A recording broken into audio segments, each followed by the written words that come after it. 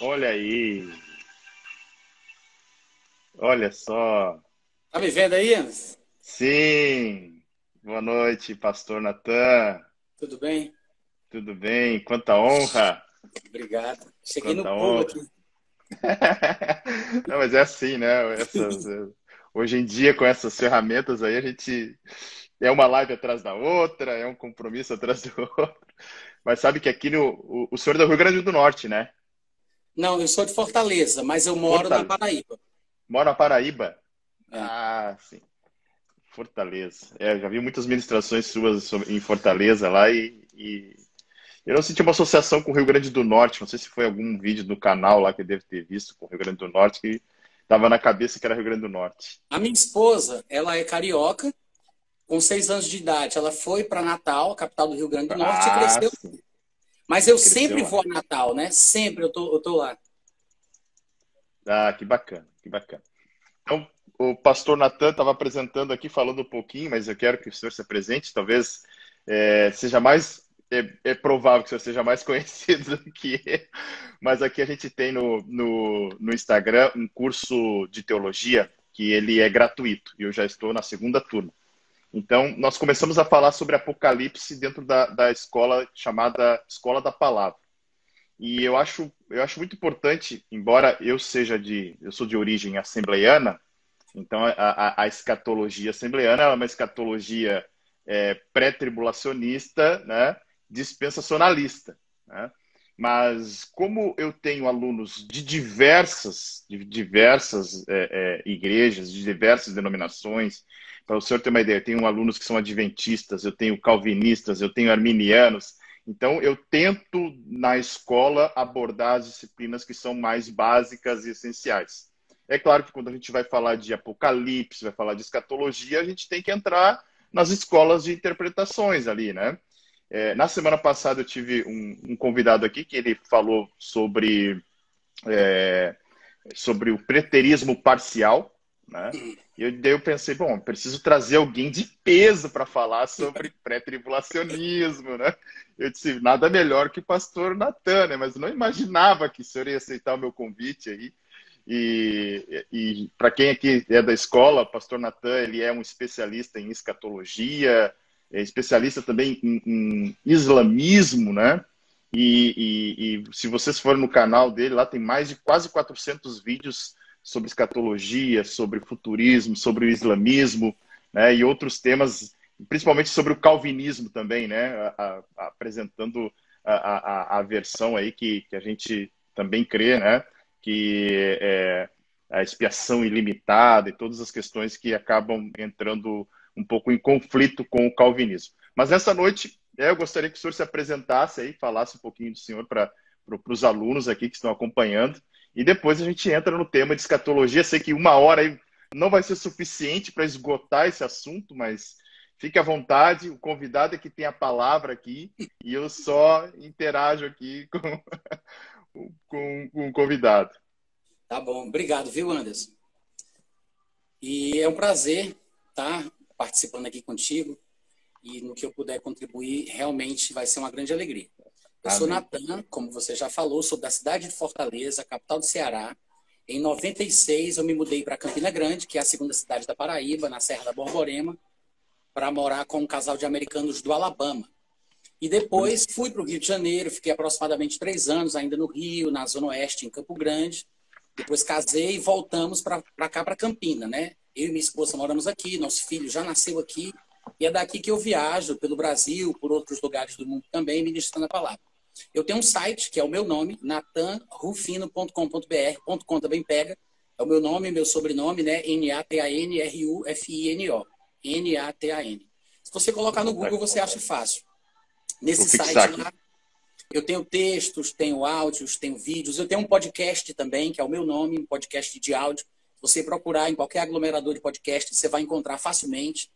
E tenho alguns livros publicados, né? Eu tenho 6 livros publicados. Eu vou só mostrar rapidinho aqui, tá, Anderson? Tá. Esse aqui ele está Tranquilo. fora de impressão, mas eu vou voltar a fazer uma versão dele ampliada. Uma vez salvo, salvo para sempre. Fala sobre a visão mais bíblica contra a arbitrariedade calvinista, né? A visão fechada e tolhida que os irmãos calvinistas têm sobre a graça e o amor de Deus, é contra o pensamento calvinista. Tem outro que é contra o pensamento calvinista também, que é Parentes debaixo da promessa, mostrando que, diferentemente do que Calvino pensava, como ele coloca nas suas institutas, filho de eleito não é eleitinho, como ele pensava. E eu mostro a responsabilidade individual, fazendo uma exposição versículo por versículo daquela passagem de Atos 16:31, que fala, crê no Senhor Jesus e serás salvo tu e tua casa. Então eu explico que aquilo ali não é uma promessa. Aí cito vários outros textos, tento harmonizar tudo, mostrando que a mensagem geral da Bíblia é realmente a individualidade, porque cada um prestará contas de si mesmo diante de Deus. De onde sabes, ó marido, se salvarás a tua esposa, de onde sabes, ó esposa, se salvará o teu marido. Jesus disse, lembrai-vos da mulher de Ló, estarão dois numa cama, um será tomado, outro será... Então sempre tem a responsabilidade individual. Aí eu falo sobre isso. Tem esse livro aqui, A Força Divina da Fé, que é uma exposição versículo por versículo de Marcos 11:23, quando Jesus jogou aquela praga na figueira e deu certo. Aí eu explico um pouco sobre esse assunto, né? Uma mensagem mais sobre fé, mas é uma exegese ali do texto. Esse aqui, Crê em Deus e Veja o Invisível, é mais uma mensagem otimista sobre as promessas bíblicas, qual é a participação do crente para a manifestação do milagre de Deus na sua vida. E eu falo bastante sobre essa questão de você pensar como Deus pensa, aceitar as promessas e etc. Tem esse livro aqui também, Libertação da Imoralidade Sexual. Conto bastante sobre as minhas dificuldades e as minhas lutas na área da masturbação, da imoralidade, da sensualidade, nessa área. E compartilho muito da palavra sobre como a Bíblia ensina sobre isso de forma prática e objetiva, visando uma libertação, um melhoramento, um crescimento espiritual e trazendo pureza para a vida do cristão. Tem também esse, que é a Bíblia, o Islamismo e o Anticristo, falando sobre... Isso aqui foi a minha tese, né, do meu bacharelado em teologia, e eu transformei em livro, e está no meu site também. Todos esses livros estão lá. E eu estou, nesse momento, escrevendo um livro sobre arrebatamento antes da tribulação. Isso aqui é só a boneca, viu, Anderson? Olha aí! Está com 134 páginas já, muita coisa escrita. Estou gostando bastante do resultado. Se Deus quiser, daqui uns 15, 20, 30 dias no máximo, eu vou estar com ele concluído e vou publicar para a glória de Deus. Tá? Ele deve ter muito daquele livro da chamada lá sobre 1ª e 2ª Tessalonicenses, né? Eu falo algumas citações dali, faço algumas abordagens, cito também o livro Quando a Trombeta Soar, cito o livro Manual de Escatologia, do Dr. Pentecoste, e cito o livro do Millard Erickson, que é contra, né, que é pós-tribulacionista, cito também o George Ladd, que escreveu aquele Abençoada Esperança, que também é contra, e cito alguns pós-tribulacionistas que são contrários ao pensamento que eu defendo. Mas eu tento seguir uma lógica minha, né, bem particular, fazendo citações de pessoas que são pró, que são contra, apenas para tentar mostrar que, né, o que eu estou argumentando já foi ventilado por alguém, e aí eu discordo ou concordo. Legal. E por aí vai. Mas é isso, Pastor, vamos embora. Vamos lá. Pastor, qual a importância da gente entender a questão pré-tribulacionista quando a gente olha para as verdades essenciais da Bíblia? E muita gente não gosta de discutir, dizendo, olha, tem as doutrinas essenciais, né? Lá de 1ª ordem, 2ª ordem, 3ª ordem, e muita gente acaba jogando pré-tribulacionismo, pós-tribulacionismo para a 3ª ordem, dizendo, não, isso são coisas que não levam a lugar nenhum, o crente tem que se preparar, independente se ele volta antes da tribulação, no meio ou depois da tribulação. E qual a importância de nós entendermos em que momento da história se dá essa segunda vinda de Jesus, né? E como a gente entende no pré-tribulacionismo, que se dá em 2 momentos, né? Seria um arrebatamento que a gente chama de invisível, que o pessoal gosta de dizer que é o rapto, né? E também é o rapto, né? Mas e também na segunda vinda, que seria pós a grande tribulação. Faz essa introdução aí sobre doutrinas essenciais. Tá, calma. Foi muita coisa que tu falou aí, né? Tu já fez um apanhado geral de tudo. Eu não vou falar sobre tudo de uma vez, não, porque a gente tem que claro. isso aí. Primeira coisa, a importância da escatologia. Muita gente, como você disse, pensa que é um assunto por demais complexo ou não é primário, então a gente não deve se preocupar tanto com isso. Mentira. Isso não é verdade. Para ser bem sincero, em todos os livros do Novo Testamento, de Mateus a Apocalipse, apenas 3 não falam sobre a volta de Jesus. Apenas 3 não falam. E são Filemão, 2 João e 3 João. São cada um de um capítulo só, ou seja, são livros fininhos, pequenininhos, que talvez não tenha dado tempo de falar sobre o assunto. Se de Mateus a Apocalipse todos os livros falam, menos esses 3, então não pode ser um assunto secundário como as pessoas estão pensando. Né? Não pode ser, se todos os livros do Novo Testamento falam.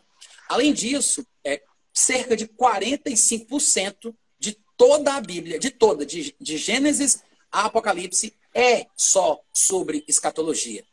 Então, não pode ser um assunto secundário. Sem falar que você vai ver em passagens do Novo Testamento a importância que é dado ao tema, né? Quando Paulo, por exemplo, diz que nós nos convertemos, lá em Tessalonicenses, ele diz: vos convertestes para servir o Deus vivo e verdadeiro e para aguardardes do céu ao Senhor Jesus, que nos livra da ira vindoura. Então ele diz, a gente se converteu para servir o Deus vivo e verdadeiro e para esperar Jesus voltar.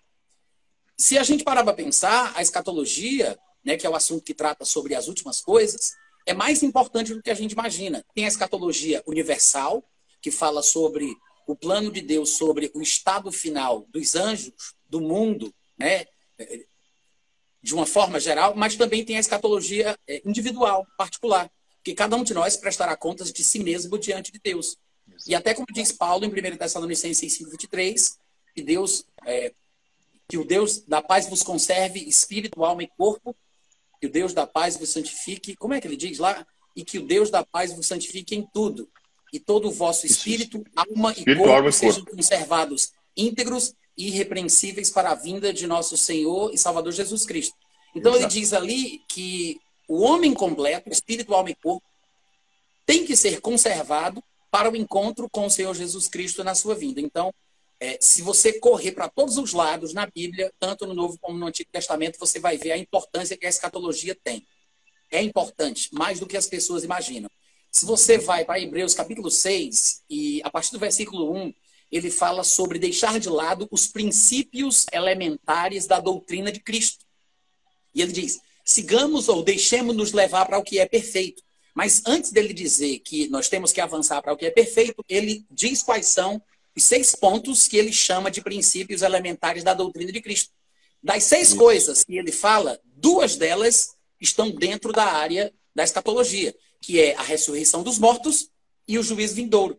Então, se dos princípios elementares, que são 6, ali em Hebreus 6, né, se são 6, 2 deles são escatológicos, então a gente não pode continuar nessa ilusão de que a escatologia não é um assunto importante. Dizem que as cartas de Paulo aos Gálatas e aos Tessalonicenses estão entre as primeiras cartas que foram escritas por ele. Foram escritas, inclusive, antes dos evangelhos de Mateus, Marcos, Lucas e João. Ou seja, Paulo foi o primeiro escritor e as primeiras cartas foram por ali, Gálatas, 1 Tessalonicenses, 2 Tessalonicenses. E em 1 Tessalonicenses e 2, o assunto, a tônica, é a escatologia. Como é que ele escreve para novos convertidos, logo no começo ali do seu ministério, né, de escrita de livro, daquele curso EAD que ele começa a ministrar? Ele foi o inventor do EAD, né? Do EAD foi Paulo que inventou. Como é que ele começa aquilo ali já falando de escatologia? Então, não pode ser um assunto secundário, entendeu? Que fica não, tem que ser uma coisa importante. Então, a gente tem que entender. Não importa se existem pontos de vista diferentes, escolas de pensamento diferentes, se tem professores que não são tão didáticos quanto outros, se tem pessoas que confundem mais do que ajudam, não importa. A questão da escatologia em si, a despeito das complicações ao longo do caminho, o assunto não é irrelevante. Ele é importante, está no Novo Testamento, tem que ser estudado. Dessa forma, a gente quebra todo o paradigma de que é uma doutrina, né, de terceira ordem, né? Não é. Não é. Porque nós nos convertemos para servir o Deus vivo e verdadeiro e para esperar Jesus voltar. É como está escrito lá em Tessalonicenses. E além disso, em 1 Tessalonicenses 5:23 também, Paulo diz que o Deus da paz vos conserve, vos santifique em tudo e que todo o vosso espírito, alma e corpo sejam conservados íntegros e irrepreensíveis para o encontro com o Senhor Jesus. Ou seja, o versículo-chave que mostra a constituição do gênero humano, né, que o homem é um espírito, alma e corpo, o versículo-chave, que é esse, é um versículo escatológico. Outros versículos básicos também, que às vezes citamos em contextos diferentes, são versículos escatológicos e não percebemos. Um exemplo, só para a gente passar para o próximo ponto. Um exemplo é aquela passagem onde Paulo está falando sobre a ressurreição, que é uma doutrina básica, um princípio elementar das doutrinas de Cristo. Lá em 2 Timóteo, falando sobre Himeneu e Alexandre, que, segundo ele, tinham se desviado da verdade, asseverando que a ressurreição já tinha acontecido. E por causa dessa pregação distorcida de um ponto escatológico, que é a doutrina da ressurreição, Paulo disse, estão pervertendo a fé de alguns. Aí ele diz, mas o firme fundamento de Deus, quanto à ressurreição, permanece firme, tendo este selo, bipartido. Ele diz, primeiro, Deus conhece os que são seus. Segundo, aparte-se da iniquidade, aquele que professa o nome do Senhor. Ele está falando sobre a doutrina da ressurreição, que é um ponto escatológico. Verdade. E muita gente não percebe que, nesse contexto, é que ele diz que a pessoa tem que manejar bem a palavra... Palavra da verdade. Se eu não me engano, é ali que ele fala, não é? Sobre esse assunto. 2 Timóteo 2,15. Deixa eu ver, 1 Timóteo 2,15. Esse é 2,15, eu acho. Deixa eu ver. Isso, 15, 16, exatamente. Procura apresentar-te provado. 2 Timóteo.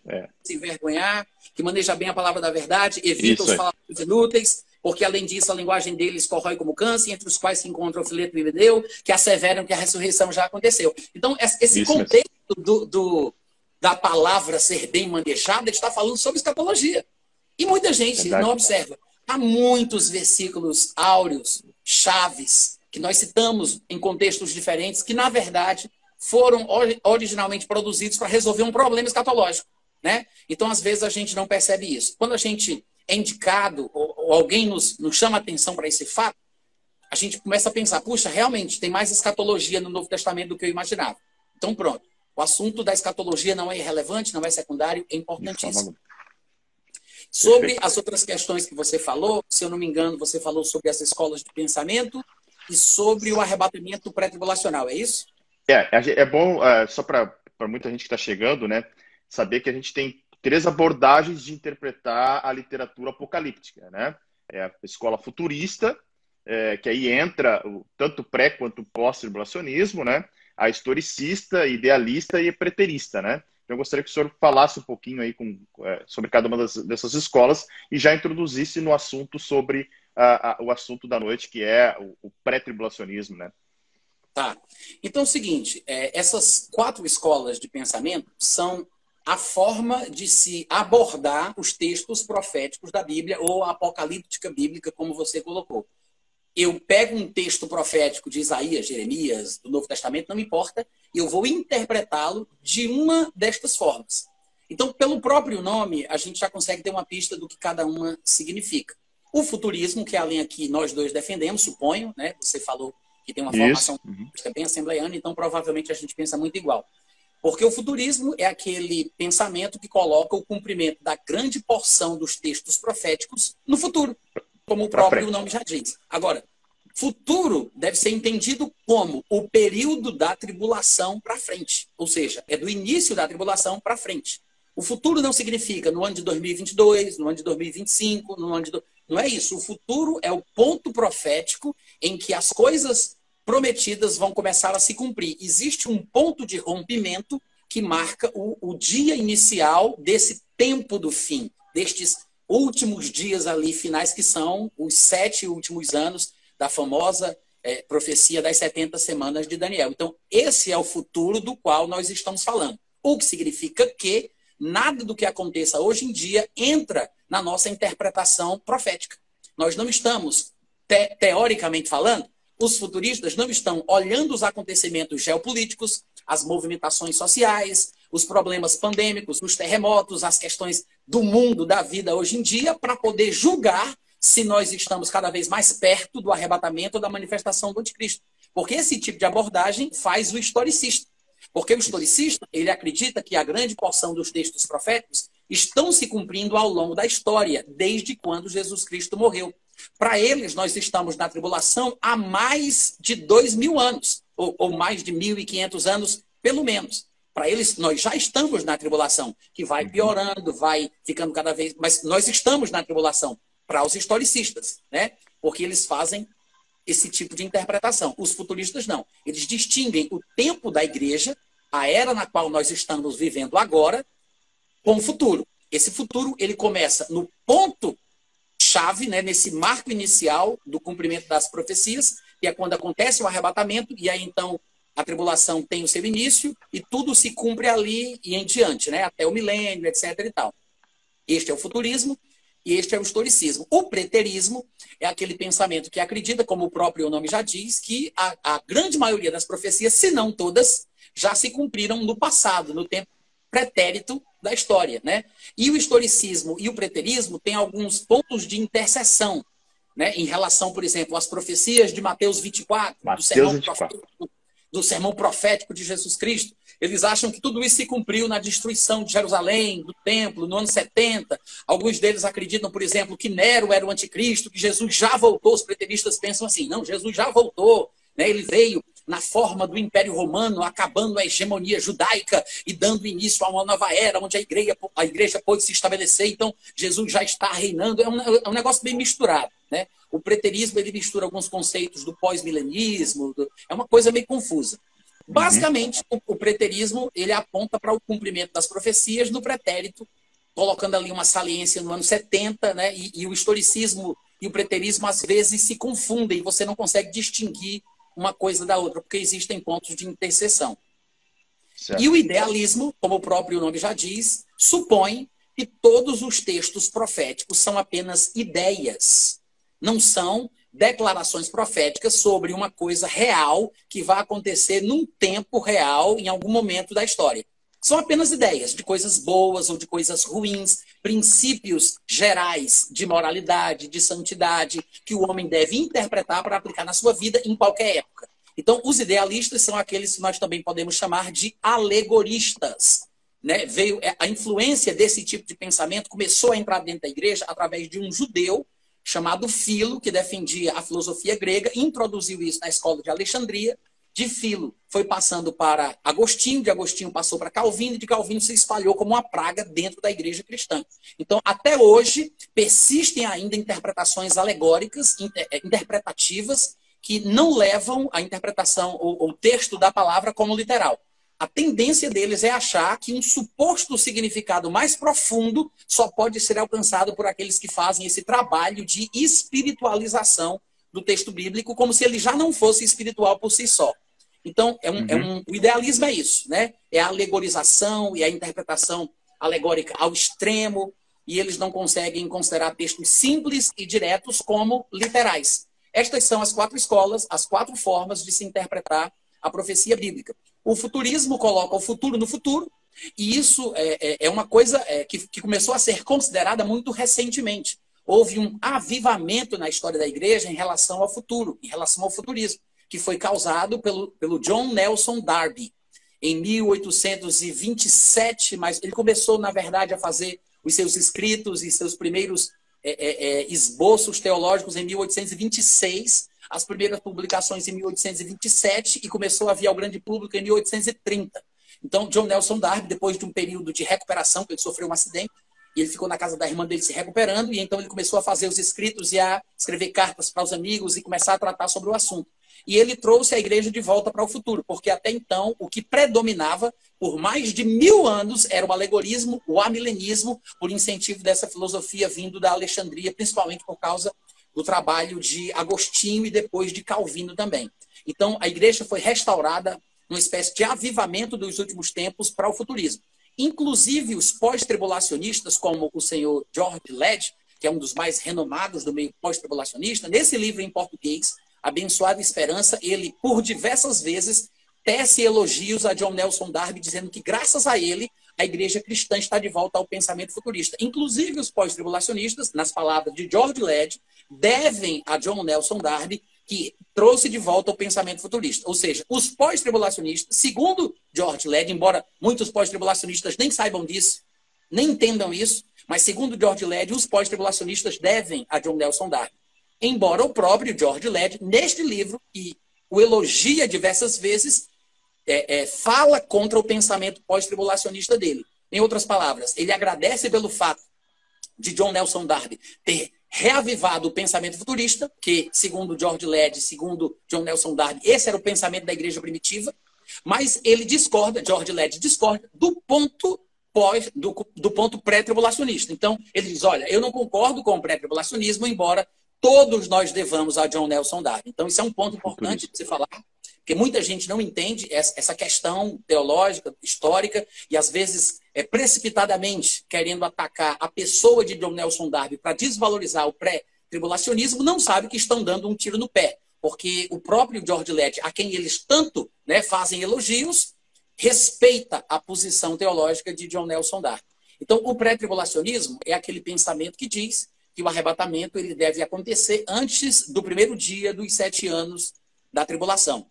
E tem 3 coisas que andam de braços dados, né? É o pensamento futurista, é o pensamento pré-milenista e o pensamento pré-tribulacionista. O futurismo a gente já sabe o que é a interpretação dos textos bíblicos colocando as profecias no futuro, o cumprimento é de volta para o futuro, né? Como a gente gosta de brincar dizendo, estamos de volta para o futuro, porque o que aconteceu, Anderson, durante muitos anos é que a Igreja Católica, depois se transformou na Igreja Católica Apostólica Romana, né, o Sacro Império Romano, teve uma transformação ao longo dos anos, ela se tornou a igreja predominante, a igreja governante, e o pensamento da igreja, a mistura da igreja com o Estado, fez com que a interpretação pré-milenista, que era o pensamento da igreja primitiva, começasse a cair na marginalidade. Porque o pensamento pré-milenista diz assim, Jesus tem que vir primeiro para que ele possa matar o anticristo, destruindo o governo satânico, mundano, que não agrada a Deus, para estabelecer o seu reino milenar. Então Jesus vem antes, mata o anticristo e começa o milênio. Só que quando se prega isso, quando se prega isso numa situação social em que a igreja do Senhor Jesus reina e governa e está misturada com o Estado, é uma interpretação que vai contra a liderança e o governo vigente. Porque é como se o governo da igreja naquela época fosse o governo do anticristo. Então você está dizendo que Jesus vai vir para matar o governo do Papa? Que ele vai vir para destruir o que a igreja está fazendo? Então, o que foi que se sugeriu? Não, essa interpretação literal pré-milenista deve ser rechaçada, marginalizada, suprimida e perseguida. E há vários relatos históricos que mostram perseguição, destruição de obras de pré-milenistas, de pré-tribulacionistas no 3º século, no 4º século, no ano de 1300, que muita gente desconhece. Mas há vários relatos históricos que as pessoas podem, inclusive, conferir num site chamado pré-trib.org. Tem vários papers, artigos científicos de teólogos, mestres, doutores, mostrando questões históricas, teológicas que o povo não sabe. Tá? Então, durante muitos anos, a igreja rechaçou, marginalizou e suprimiu textos e obras, pregações e comunidades pré-milenistas e pré-tribulacionistas. Então, o pré-tribulacionismo ele era rechaçado. Muita gente foi queimada na fogueira, muitos grupos foram destruídos, desbaratados, porque o pensamento que se tornou o pensamento oficial era o pensamento de Agostinho, de Calvino, amilenista, dizendo que não existia esse negócio de milênio, espiritualizado tudo, e Jesus já estaria reinando através da igreja. Então não existe esse negócio de dizer que Jesus vai vir matar o anticristo, que vai estabelecer o reino da igreja, então se esqueceu isso. Então esse foi a razão pela qual a gente encontra pouquíssimas obras pré-milenistas e pré-tribulacionistas nestes períodos mais antigos, porque a igreja católica tocava fogo, né? Destruía, matava, ninguém tinha coragem de se posicionar. Quando chegou então o reavivamento do futurismo, junto veio o pré-milenismo e o pré-tribulacionismo. John Nelson Darby não inventou o pré-tribulacionismo, como alguns querem dizer. Ele Esse é o argumento, né? Que o pré-tribulacionismo começa com Darby, né? Esse é o argumento que se tem, né? Não é um argumento porque não há um raciocínio lógico. É apenas a repetição de uma bobagem que foi dita primeiramente por alguém e as pessoas estão repetindo sem fazer o dever de casa. Porque se fossem atrás em sites que não são a favor do pós-tribulacionismo, eles encontrariam facilmente documentos antigos, do 3º, do 4º, do 5º, do 6º século, do ano de 1200, de 1300, de 1800, 1700, que provam o contrário, mas as pessoas não têm coragem de fazer isso. E por causa disso ficam repetindo como papagaios coisas que ouviram do próprio George Led. Mas as pessoas não entendem que na época que George Led viveu, que ele escreveu as suas obras, que ele defendeu as suas teses, não existia internet. Toda pesquisa científica daquela época tinha que ser feita pelo pesquisador de forma pessoal. Ele tinha que viajar para o Reino Unido, ele tinha que viajar para a Europa, ele tinha que ir no museu, ele tinha que saber latim, saber grego, ele tinha que acessar os manuscritos antigos, ele tinha que fazer todo um processo físico, em loco. Não era fácil, então pouco se descobria documentos antigos naquela época. George Led nasceu, viveu e morreu numa época que não existia internet. Com o advento da internet e a digitalização dos documentos, inclusive os manuscritos antigos, escritos em latim, escritos em grego, todos os pesquisadores passaram a ter acesso aos acervos das universidades e dos museus, e os documentos começaram a aparecer mais facilmente. Eles não foram criados, eles foram apenas descobertos e acessados mais facilmente. Inclusive, tem um documento importantíssimo chamado Irmão Dolcino, ou Dolcino, que é italiano, não sei como é que se pronuncia, que data do ano de 1307. Esse grupo foi formado inicialmente pelo mentor de Dolcino, ou Dolcino, no ano de 1226. E esse documento foi descoberto por um pós-tribulacionista.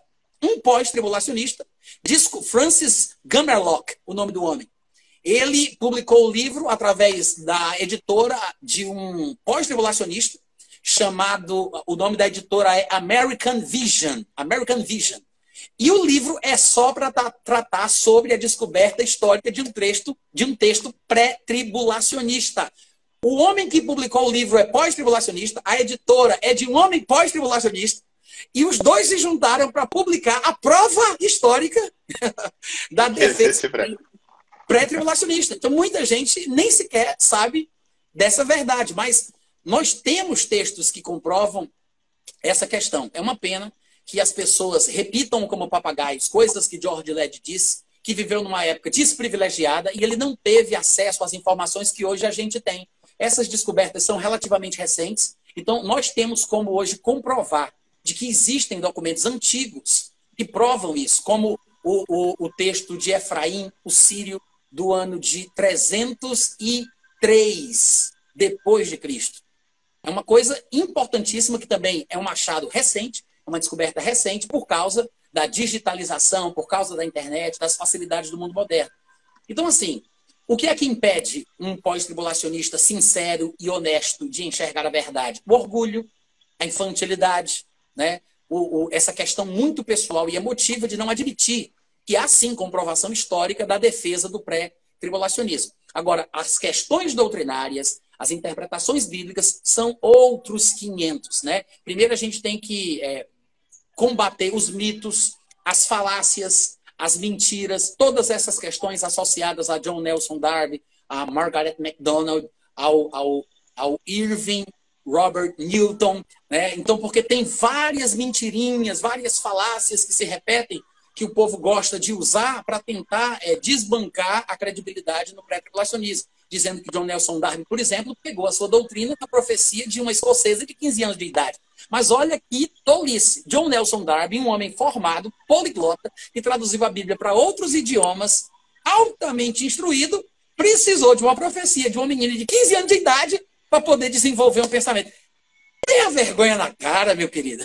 É muita ingenuidade do povo que insiste em querer defender uma tese como essa, né? Sem falar que o povo que diz isso não sabe o que foi que Margaret MacDonald diz. Nós temos textos na internet com toda a profecia de Margaret MacDonald. Quem é o pós-tribulacionista que já fez uma exposição, texto por texto, linha por linha, da profecia de Margaret MacDonald? Ninguém, porque eles repetem a falácia. Agora, vai no texto, Anderson. Sabe o que é que você vai descobrir? Margaret MacDonald era pós-tribulacionista.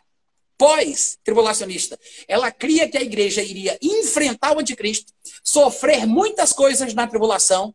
Apenas os crentes espirituais mais santos veriam um sinal no céu, da onde surgiu a ideia de arrebatamento secreto, que não é um pensamento pré-tribulacionista. Os pós-tribulacionistas usam isso sem saber que foi originado em Margaret MacDonald para tentar dizer que os prés é que falam isso. Na verdade, o próprio John Nelson Darby, na época, combateu o pensamento da Margaret MacDonald. E ela, na verdade, disse que os crentes mais espirituais veriam um sinal no céu e somente esses seriam arrebatados no final da tribulação, os que estivessem vivos, que não tivessem sido mortos, depois de ter enfrentado o anticristo. Em outras palavras, qual era a visão escatológica de Margaret MacDonald e, consequentemente, do pastor da igreja dela, que era o Irving Robert Newton? Era um pensamento pós-tribulacionista, de um arrebatamento parcial, ou seja, nem todo mundo vai ser arrebatado, só vai ser arrebatado quem merece. E quem vai ser arrebatado? Os que merecem no final da tribulação. Não tem nada a ver com o pré-tribulacionismo. E no arrebatamento dela, pasme você, os arrebatados ficariam suspensos do céu por 40 dias. Ali, na camada da troposfera. Não era lá no terceiro céu, não. Eles iam ficar ali, nos ares, suspensos, enquanto um período de conflagração generalizada na Terra aconteceria, né, guerras e tal, aquela coisa toda, e depois o povo descia para a Terra, os que tinham sido arrebatados pelo Senhor Jesus. Não tem absolutamente nada a ver com o pré-tribulacionismo. É muito mais uma visão pós-tribulacionista com uma visão de um arrebatamento parcial. Agora, por que que os pós-tribulacionistas passam vergonha em público? Porque não fazem o dever de casa. São papagaios e repetem as coisas que ouviram os seus pregadores prediletos falar, e como era um homem renomado como George Legge, eles acham só pode ser de confiança. Eles não fazem as contas da invenção da internet, do advento da internet, das descobertas científicas mais recentes, e simplesmente repetem sem perceber que estão dando um tiro no pé. Essa é a grande verdade. Agora, se formos discutir os doutrinários expressos na Bíblia que comprovam o arrebatamento pré-tribulacionista, aí a coisa fica mais feia ainda, segundo o que eu imagino, né? O que eu creio. Certo. E falasse bem ali sobre três coisas que estavam interligadas, né? E falasse do pré-milenismo, né? Existe uma questão muito importante quando a gente fala de milênio, né? Que é a questão do pré-milenismo, do milenismo dispensacionalista, né? Do milenismo histórico e do pós-milenismo, né? Porque o futurista, ele acredita que, principalmente, o período da grande tribulação e o milênio pode se encaixar em qualquer uma dessas teorias, né? Dessas abordagens do milênio. Fora o amilenismo, que daí foi aquela questão toda que o senhor já fez uma abordagem. Como o pré-tribulacionismo enxerga o milênio? Acho que isso é um ponto importante para a gente abordar para os nossos irmãos que estão assistindo aqui. Em primeiro lugar, os pós-tribulacionistas, eles gostam de usar a desculpa de dizer que eles são os pré-milenistas clássicos ou pré-milenistas históricos. Isso não é bem verdade. Eles pensam que com isso estão dizendo que na igreja primitiva o povo era pré-milenista, não como somos hoje, mas que eles eram pré-milenistas pós-tribulacionistas. E aí eles pensam que isso é ser pré-milenista clássico. Pré-milenista histórico. Não é verdade.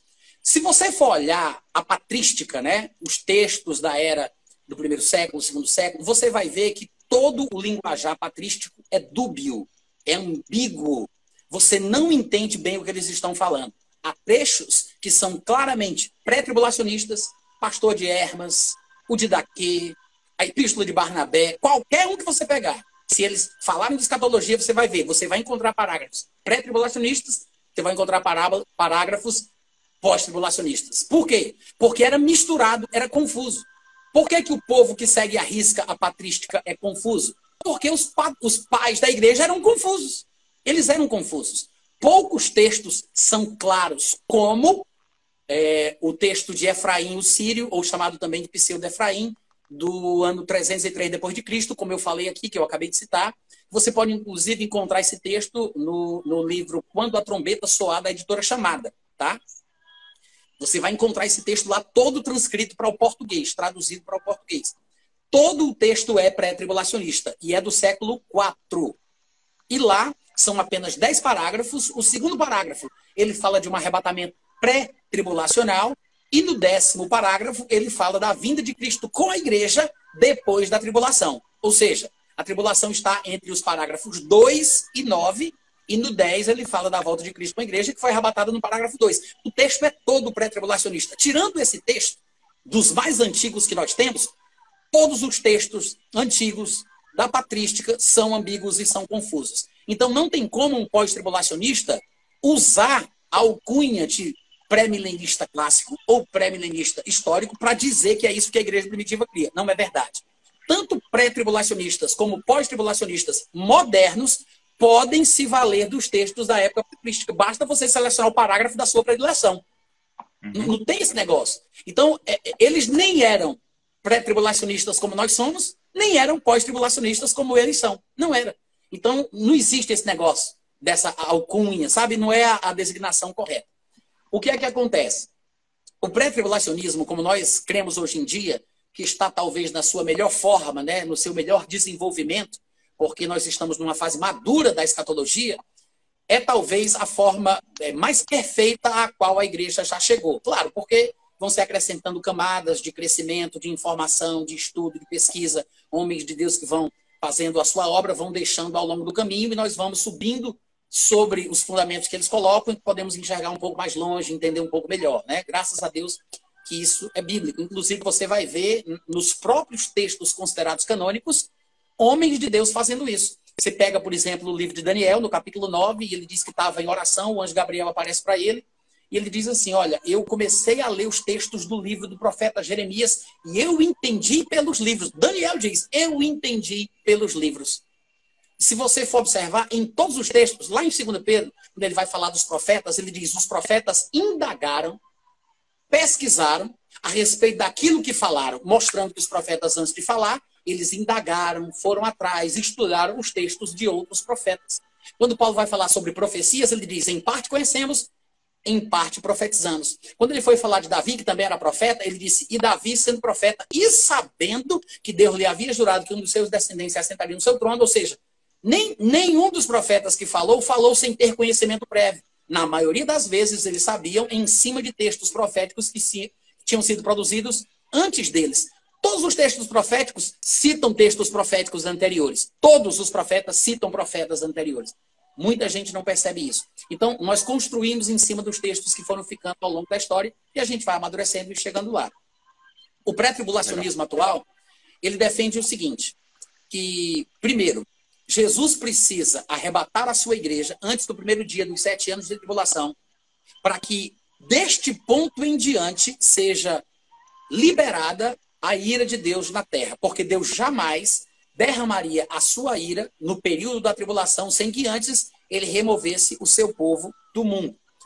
Um erro dos pós-tribulacionistas é pensar que a ira de Deus é uma coisa e a tribulação é outra coisa.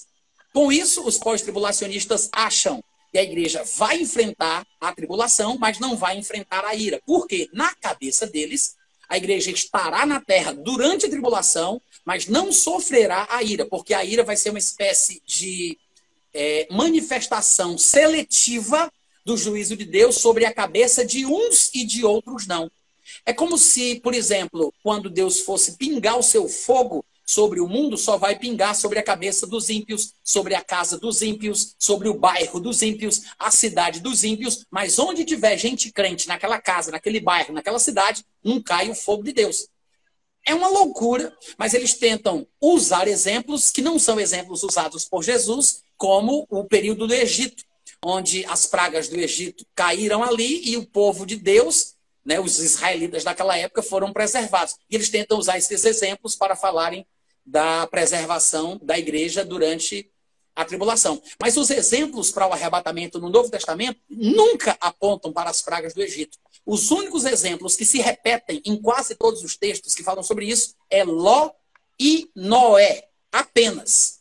Jesus falou sobre Noé e Ló. Isso. Paulo falou sobre Noé e Ló. Pedro falou sobre Noé e Ló. Estes são os exemplos da preservação divina e do castigo divino. Até Pedro, que não é claro sobre o arrebatamento, quando ele vai falar sobre o castigo de Deus que veio sobre Sodoma e Gomorra e o castigo de Deus que veio sobre o mundo antigo através do dilúvio, ele diz que Deus preservou Noé e preservou o justo Ló, porque Deus sabe preservar o justo, ele sabe libertar o justo, mas ele conserva, reserva, sob castigo, o ímpio para o juízo. Porque Deus sabe fazer isso. É o linguajar que Pedro usa. Embora ele não fale de arrebatamento, os exemplos que ele dá para a maneira de Deus agir, para preservar o justo e manter o ímpio sob castigo para juízo, é Ló e é Noé.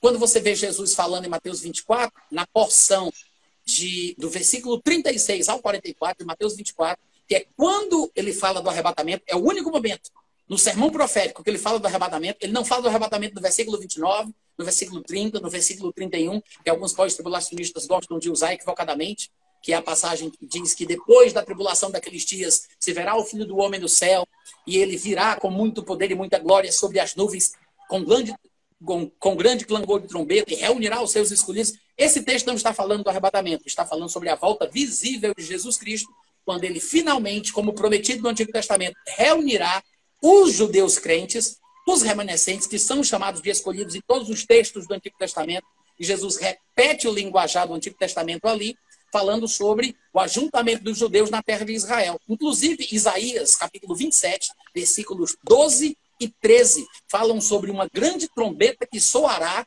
para se colher os israelitas e ajuntá-los na terra santa, na terra de Israel. Que é exatamente ao que está fazendo alusão Mateus 24, versículo 29, 30 e 31. O único ponto em Mateus 24 que fala do arrebatamento se encontra dos versículos 36 ao versículo 44, que é quando pela primeira vez no seu sermão profético ele fala sobre a imprevisibilidade do dia, porque ele está falando sobre o arrebatamento. Porque em todas as outras ocasiões ele fala de sinais daquilo que pode ser visto. Quando, pois, virdes o abominável da desolação no lugar santo, ele está falando sobre quando vocês virem estas coisas acontecendo, saibam que está próximo, está às portas, aparecerá o sinal do Filho do Homem no céu, todos os olhos o verão. Ele está falando sobre sinais, coisas observáveis. O único momento em que ele diz que não dá para saber o dia e a hora é o momento do arrebatamento, que é quando ele diz, mas a respeito daquele dia e hora ninguém sabe.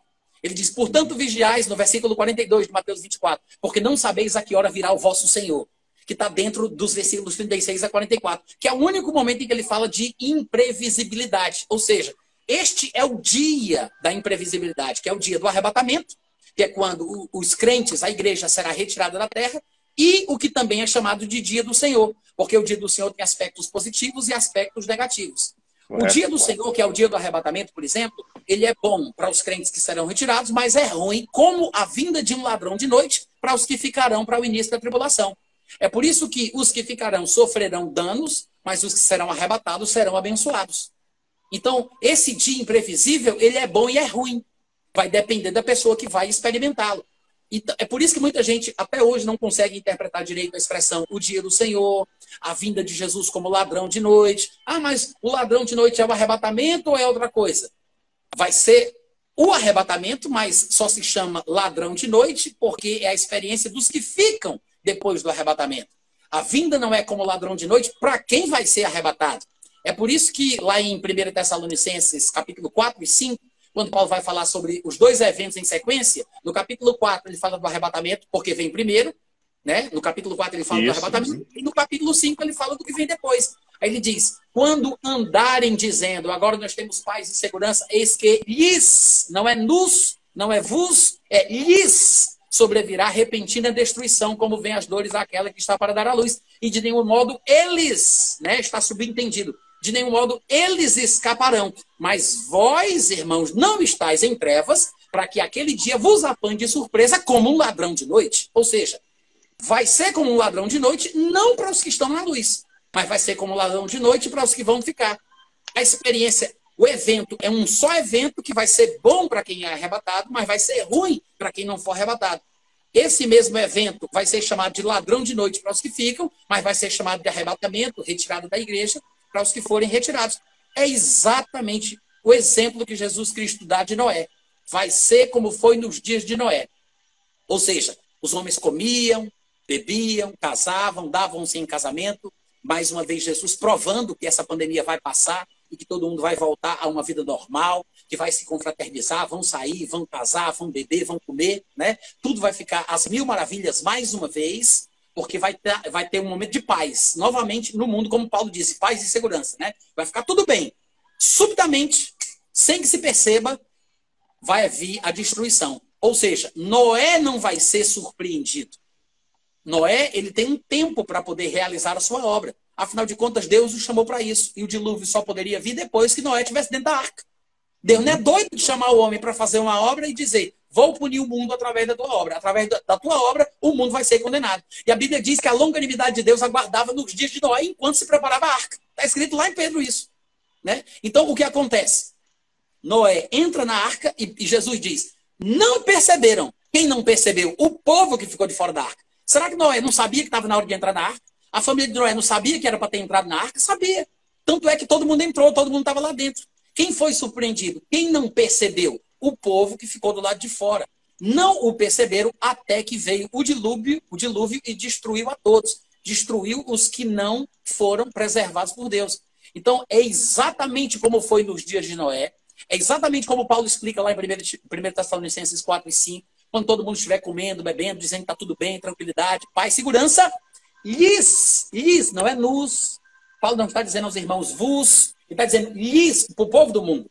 Lhes sobrevirá as dores como vem aquela que está para dar à luz, vem a destruição. Eles não escaparão. Para eles será como um ladrão na noite. Mas para a gente não. Para a gente não. Então, esse ponto de Mateus 24, 36 a 44, é o único momento no sermão profético de Mateus 24 onde existe o elemento da imprevisibilidade.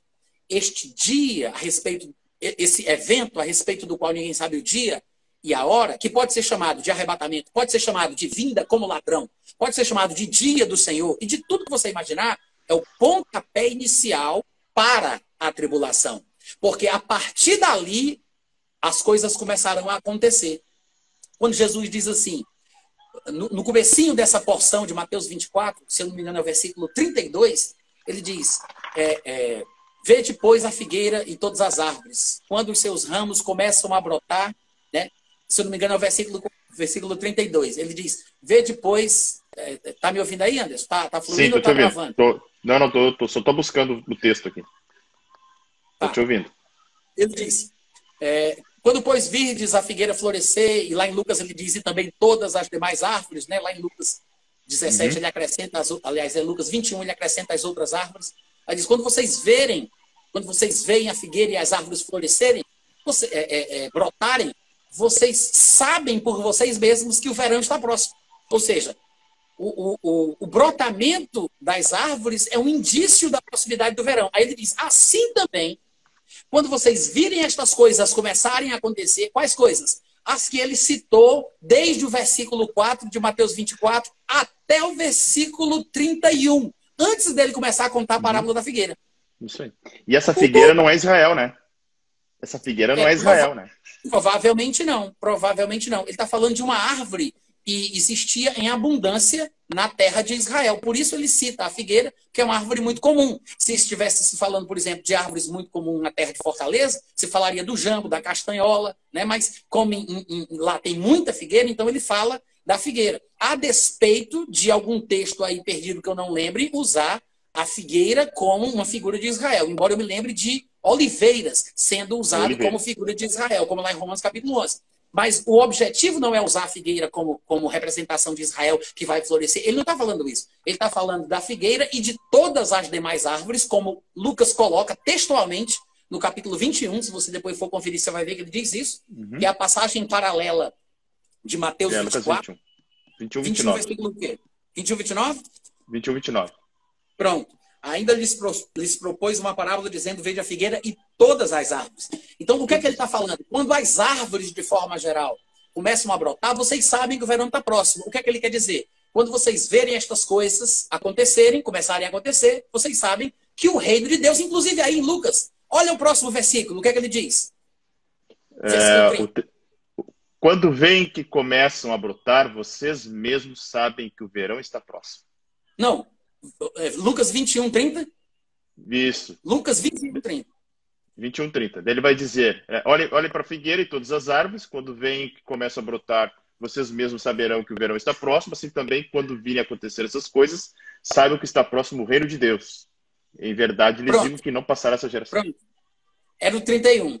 Ou seja, Isso. ele está falando o seguinte, quando vocês começarem a ver os acontecimentos, é como se fossem as árvores brotando que indicam a proximidade do verão. O que é que ele quer dizer? Sabe o reino milenar, o reino messiânico, a era dourada de Israel? Pronto. Sabe quando é que isso vai acontecer? Porque eles perguntaram para Jesus, lá no começo de Mateus 24, que sinal eles teriam para a consumação do século antes da era messiânica. Para o sinal da sua vinda, a consumação do século e a era messiânica, o reino de Deus. Aí ele diz, quando vocês começarem a ver essas coisas, é como as figueiras, as árvores brotando, anunciando a proximidade do verão. Da mesma forma, estará perto o reino de Deus. Só que tem um detalhe. Aí em Mateus 24, do versículo 32 em diante, quando ele diz isso, ele diz, quando vocês começarem a ver estas coisas, vocês sabem que está próximo como o verão para as árvores. Só que logo no versículo 36 ele diz, mas a respeito daquele dia e hora ninguém sabe. Ninguém sabe.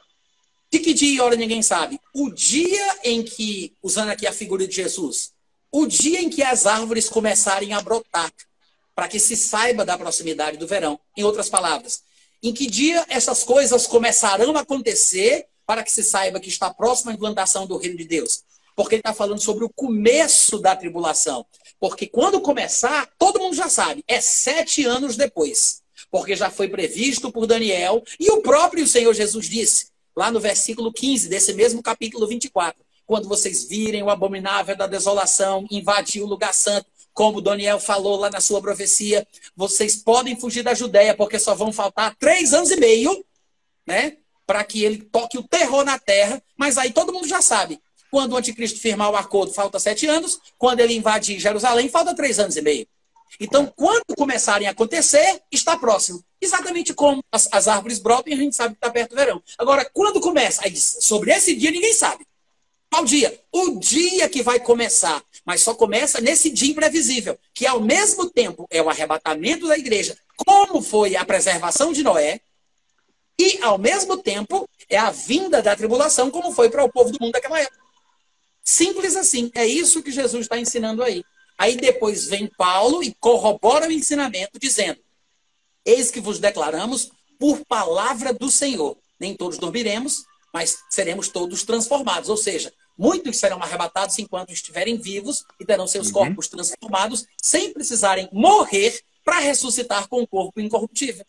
E ele diz que isso era um mistério, lá em 1 Coríntios capítulo 15, que foi revelado para ele por Jesus Cristo.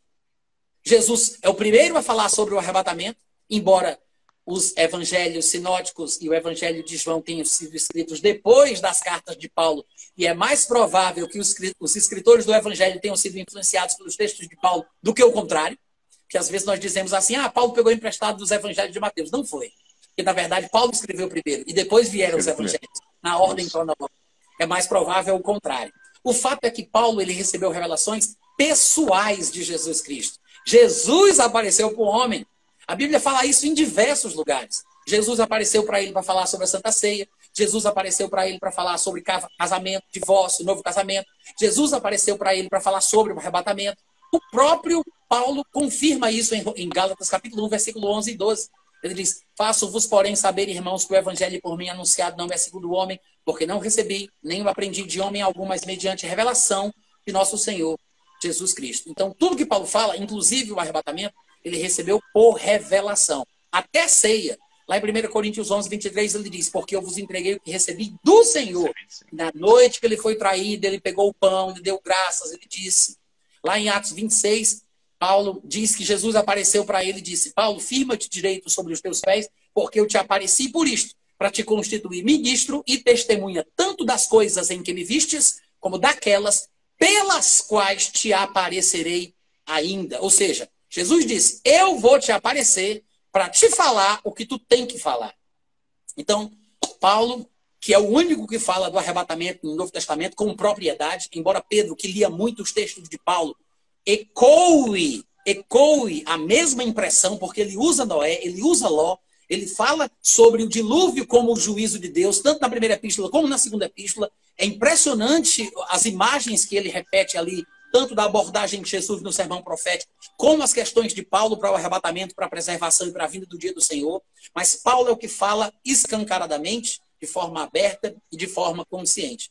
Se a pessoa quiser entender o arrebatamento, ela tem que prestar atenção nos textos de Paulo, e considerando esses textos como o de Mateus, etc., segundo essa perspectiva. Eu acho que não entender o arrebatamento em Mateus 24, em João capítulo 14, e em 1 Coríntios 15 e em 1 Tessalonicenses 4 é um grande erro que os nossos irmãos pós-tribulacionistas cometem. Uau! É uma aula, né? E já passou 1 hora aí, rapaz. Que coisa, sério. Nós precisaríamos de mais uma live para concluir essa linha de raciocínio, né? Porque agora falamos do arrebatamento. Inicia a grande tribulação. Vem todo aquele processo de abertura dos selos, as taças da ira, as trombetas, as taças, né? Para depois finalizar. Então, todo o pré-tribulacionismo entende que selos, trombetas e taças se dão durante os 7 anos, correto? Perfeito, isso mesmo. Exatamente. E até, deixa eu só subir uma pergunta aqui, que ela é importante, porque isso aparece com frequência, né? Olha só, a Nova Jerusalém vai ser aqui na Terra, como fala em Apocalipse, na carta lá às igrejas, né? Que vê ela descendo e Deus habitará conosco. Nós falamos, né, rapidamente, não vai dar para entrar, óbvio, né?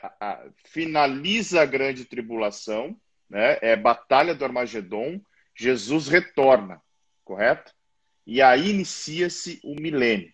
Pode falar um pouquinho só dessa parte para a gente ir para o final, assim, porque senão a gente não consegue, né, numa live explorar todo o assunto, porque o assunto é denso Tá. e realmente o assunto é interessante, a gente vai puxando cada assunto e ocupa a live inteira, né? Mas fica à vontade. Tá. Cortou em alguns momentos, mas eu peguei o geral, tá?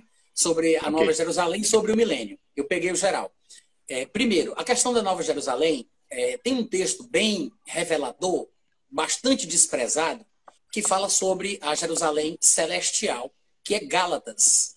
Lá em Gálatas, Paulo ele diz que Ismael e Israel, Sara e Agar são alegorias. Eu não sei se você recorda o texto exato. Eu acho que é Gálatas capítulo 3, talvez. Ou 4. Gálatas. Falar do... Não, é o 4. Eu acho que é o 4. Preocupação. Deixa eu ver aqui. 4 a partir do versículo 21. 21, correto. Isso aí. Né? Então ele diz que Sara e Agar são alegorias. Ele diz que Sara gerava para a liberdade, mas Agar gera para a escravidão. E curiosamente, ele diz que a Jerusalém terrestre, terrena, atual, ou seja, os filhos de Jerusalém, que eram judeus, contemporâneos de Paulo, seus compatriotas, irmãos segundo a carne, na verdade eram cativos e escravos, e disse que estes judeus, eles são filhos de Agar. Ele diz, na verdade, eles estão presos, são escravos, são filhos de Agar. Aí diz, mas a Jerusalém lá de cima, que é a nossa mãe, né, falando que o verdadeiro judeu, o verdadeiro israelita, é aquele judeu que não só é descendente de Abraão, Isaac e Jacó, não só é realmente de Israel, mas, além disso, ele nasce de novo. A circuncisão do verdadeiro judeu, ela não é feita somente na carne, mas é no coração. Ele não está falando que o gentio vira judeu, ele não está falando isso. Ele não está falando que o brasileiro, o gentio que aceita Jesus, é o verdadeiro Israel de Deus, ele não está ensinando isso. Ele está falando que o verdadeiro israelita é aquele que não apenas é de Israel, não apenas é descendente de Abraão, Isaac e Jacó, mas ele tem um novo coração. A circuncisão dele não é somente na carne, mas é no coração. Então ele está falando que o verdadeiro israelita é aquele que nasce de novo. Então esses são filhos da Jerusalém celestial. Parece que Paulo está falando da mesma Jerusalém que vai descer do céu, como diz lá em Apocalipse. Porque se Paulo diz que essa Jerusalém é a mãe dos que nascem de novo, e ele aponta para cima, então é a Jerusalém que está nos céus. Que lá em Apocalipse diz que vai descer do céu para a terra.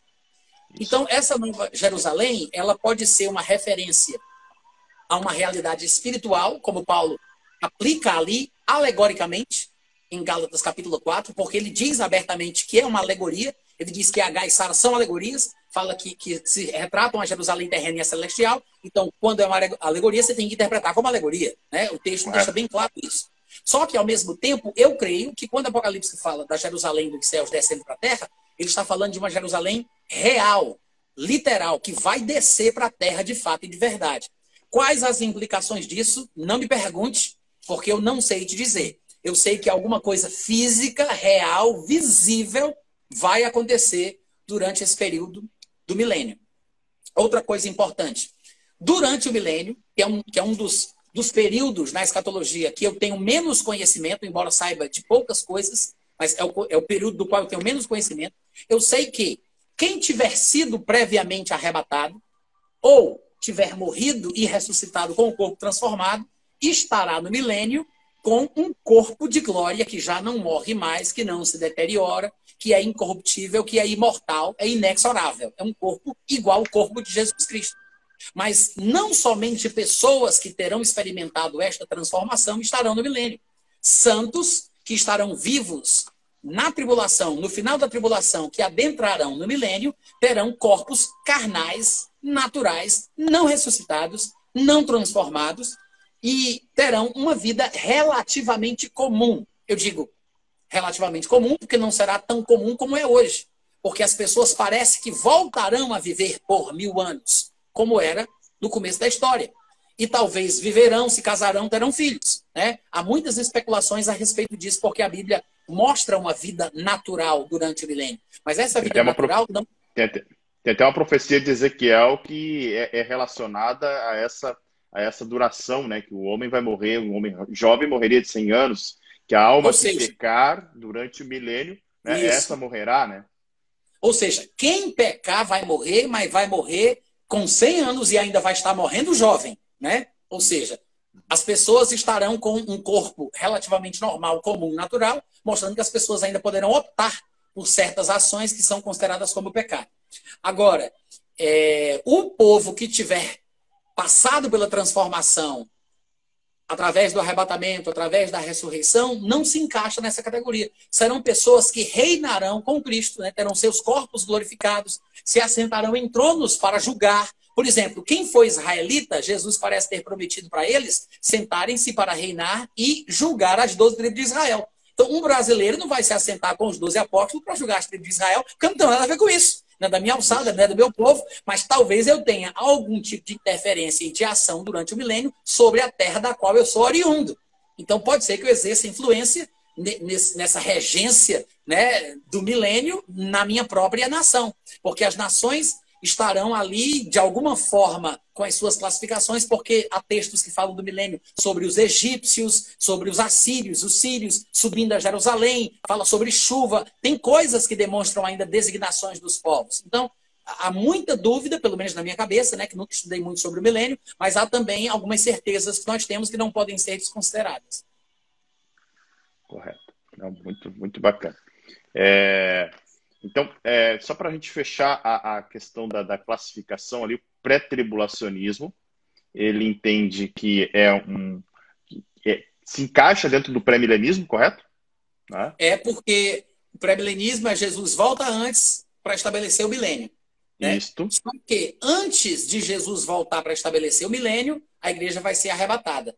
Então, nem todo pré-milenista é pré-tribulacionista, mas todo pré-tribulacionista é pré-milenista. É pré-milenista, isso aí. E dentro do pré-milenismo, acho que para a gente fechar um pouco essa sopa de letrinhas, né, que é enorme, tem ainda o pré-tribulacionista dispensacionalista, correto? Não só isso. O aliancista, né? Pode explicar um pouquinho? Na verdade, assim, tem o pré-tribulacionismo, tem o pós-tribulacionismo, tem o mesotribulacionismo, tem o arrebatamento parcial, tem o arrebatamento pré-ira, todos estão dentro do pré-milenismo, né? A divergência não é se Jesus tem que voltar antes para estabelecer o milênio. Não, todos concordam com isso, mas discordam a respeito do momento em que a igreja é arrebatada ou como. O arrebatamento parcial, por exemplo, ele diz assim, o arrebatamento parcial, não, só vai ser arrebatado quem merece. Para eles, o arrebatamento é o primeiro galardão. Ou seja, se você não for espiritual, você não vai ser arrebatado. Você vai ficar aqui para comer o pão que já amassou. Só vai ser arrebatado quem merece. É por mérito. É por meritocracia. Então só vai ser arrebatado os vencedores, os merecedores, os privilegiados. Mas esse pensamento é falho. Porque quando você vai ler o texto de 1 Tessalonicenses que fala do arrebatamento, o capítulo 4, ele fala que o único pré-requisito para o arrebatamento é estar em Cristo.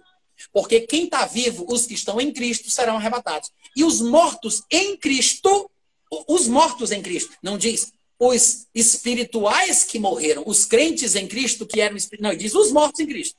Então, se todo morto em Cristo ressuscita antes dos vivos em Cristo serem transformados, então seria melhor morrer do que ficar vivo para ser arrebatado.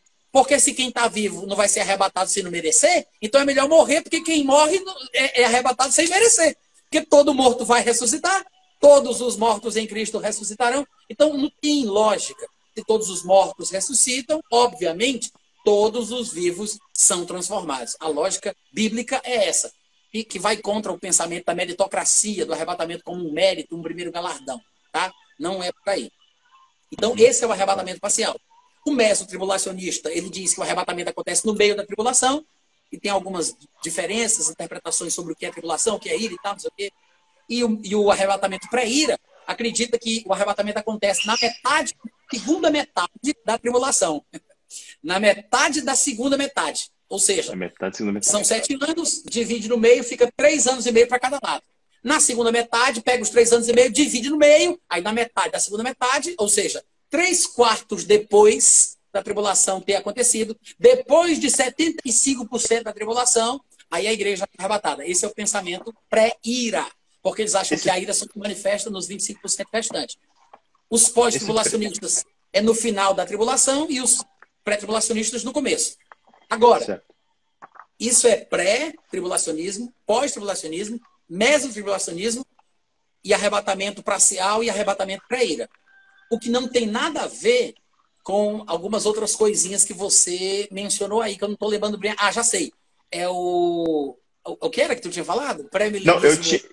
Não, eu tinha perguntado se o pré-tribulacionismo se divide em pré-tribulacionismo dispensacionalista, né, e aliancista. Explicar um pouquinho essa... Na verdade, isso é outra questão. O aliancismo, ele é, na verdade, o pensamento interpretativo alegórico de Agostinho e Calvino, que entra em todas as áreas. Eu nem sei, pode até ser que tenha, mas eu nem sei se o aliancista crê no pré-tribulacionismo, se tem aliancista que crê no pré-tribulacionismo. Eu não conheço. Pode ser que tenha, porque o normal é que o aliancista não creia nos dons, não creia no pré-milenismo e não creia no pré-tribulacionismo, porque tudo isso é literal. Para eles, a Bíblia tem que ser uma alegoria generalizada, extrema. Então é tudo alegórico, é tudo interpretativo e espiritualizado. Esse é o pensamento aliancista. Quem bebe nessa fonte são os calvinistas e o pessoal que segue essa linha de Calvino e de Agostinho. Então, existe, por exemplo, calvinista continuista que crê nos dons? Tem. Mas é raro. Mas tem. É uma loucura, mas tem. Então, eu não duvidaria que existissem aliancistas pré-tribulacionistas. Pode ser que exista. Eu nunca vi, não conheço. Mas você talvez até conheça, eu não sei como é que eles pensam. O que eu sei é que o pensamento pré-milenista é um pensamento literal, que Jesus tem que voltar antes, e o milênio é literal de 1000 anos, e por ser uma interpretação literal, acaba redundando num arrebatamento literal. Aí se dividem as opiniões. Tem o pré-tribulacionismo e tem os outros, como a gente acabou de mencionar aqui. Um calvinista, eu acho que ele pensa que não existe milênio. Se você for procurar pregações dos proponentes calvinistas, que são aliancistas, eles são amilenistas.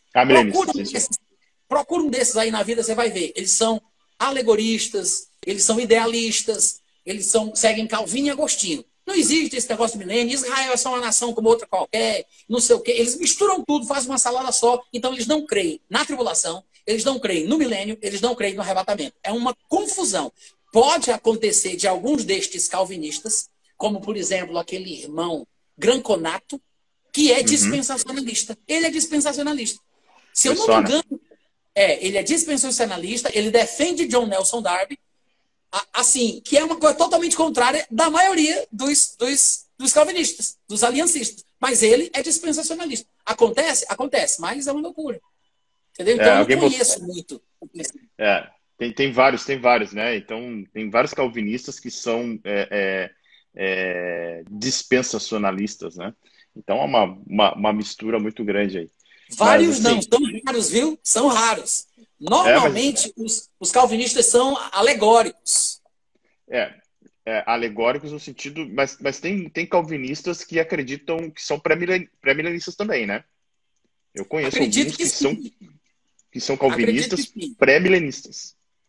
Mas isso é coisa que está acontecendo por causa da influência de pensamentos pré-tribulacionistas, pré-milenistas que eles estão ouvindo. Não largaram o calvinismo que eles acham, que acreditam, e misturaram os pensamentos. Mas o calvinismo, que é a interpretação aliancista, alegórica de Calvino e de Agostinho, ela não defende esse pensamento. É por isso que se você for ouvir um Hernando Dias Lopes da vida, um Augusto Nicodemos da vida, né, até uma exceção, mas se você for ouvir, você vai ver que o pensamento defendido por Calvino e Agostinho é repetido na boca de Augusto Nicodemos, porque ele acha que é tudo uma ilusão, uma ilustração, uma alegoria, e não existe o milênio, eles são amilenistas. Esse é o pensamento que os calvinistas deveriam defender para se manterem consistentes com a linha teológica deles. Mas hoje em dia virou uma bagunça. Então, eles dizem que são isso, que são aquilo, mas, assim, é meio confuso de entender. É verdade. Pastor, eu agradeço. Acho que a gente, se puder marcar um outro momento para a gente dar uma continuidade, porque lhe ouvir é algo assim que realmente é uma aula, é um aprendizado. E já queria aqui, desde já, deixar a dica para os meus alunos, para o pessoal que está acompanhando, de se inscreverem no canal do pastor Natan Rufino, lá no YouTube. Material riquíssimo, né? Se vocês querem ouvir mensagens e estudos sobre anticristo, sobre pré-tribulacionismo, sobre calvinismo, sobre islamismo, tem de tudo lá, né? É um E canal todos os ismos. recheado de assunto, assim, que, olha, dá para maratonar aí nessa pandemia aí por longas horas, né? Eu gostaria que o senhor deixasse uma mensagem e depois a gente pudesse marcar aí uma nova rodada aí para as próximas semanas, para continuar esse assunto, que tá tão gostoso, né, de falar, mas a gente sabe que as horas passam e realmente, como alguém botou logo no início ali, né, não dá para pregar a Bíblia toda numa noite, né? É muito assunto, né? É muito assunto. Mas, Então, eu vai lá, agradeço pastor. muito pelo convite, tá, Anderson? Muito obrigado, foi um prazer muito grande. E assim que você quiser marcar um novo momento, você fala comigo lá no Vamos lá. Telegram, a gente vê o dia, vê a hora, sendo bom para você e para mim, a gente faz, tá? Vai ser um prazer. Maravilha, Muito obrigado. maravilha. Eu que agradeço. Muito obrigado mesmo. Faz uma oração por nós, então, aí, para os nossos Amém. alunos que estão aqui assistindo Tá. e agradecer por essa noite tão maravilhosa, uma aula, né? Muito obrigado pela sua disponibilidade, pela sua, né, pelo pronto atendimento Amém. e eu sempre fico muito feliz quando vejo homens de Deus assim que são referências e são humildes, né? Rapidamente aceitam. Tem gente que faz, né? Se enrola e a minha agenda é muito lotada, né? E você me atendeu assim de uma forma tão pronta assim que eu fiquei realmente assim alegre com essa com o aceite do meu convite e espero que a gente possa ter outros momentos aqui. Claro, vai ser um prazer. Deixa essa live salva, tá? Que eu vou pegar ela depois e vou Sim, postar lá também, tá bom? Então eu eu vou vou deixar orar, salvo assim. Tá bem. tá bom? Deus, muito obrigado pela tua graça, pela tua Pai, bondade sobre obrigado. a nossa vida. Te peço sobre a vida de cada uma das pessoas que estão aqui presentes, daquelas que vão Amém. ouvir, assistir esse vídeo depois. Que a tua sabedoria, que o teu Espírito Santo entre no coração de cada um, trazendo revelação, trazendo entendimento, fazendo transbordar da forte convicção, da compreensão daquilo que tu queres para cada um de nós. Amém. Obrigado, Senhor, pela tua bondade, pela tua misericórdia sobre a nossa vida, pela tua paciência, pela tua longanimidade. Nós aguardamos, Pai amado, a bendita esperança do cristão, que é o nosso encontro contigo nos ares, em nome de Jesus. Amém. Amém. Muito obrigado. Deus Amém. abençoe a todos aqui. Obrigado, pastor Natan. Um forte Obrigado. abraço aqui do Sul, né? Espero que, passando essa pandemia toda, a gente possa, em breve, se encontrar aí em Fortaleza ou aqui, né? Mas que o Senhor nos proporcione esse momento aí de estarmos juntos. Muito obrigado, viu? Obrigado também. Tá bom? Obrigadão. Um abraço a todos. Deus abençoe. Fiquem na paz. Até mais.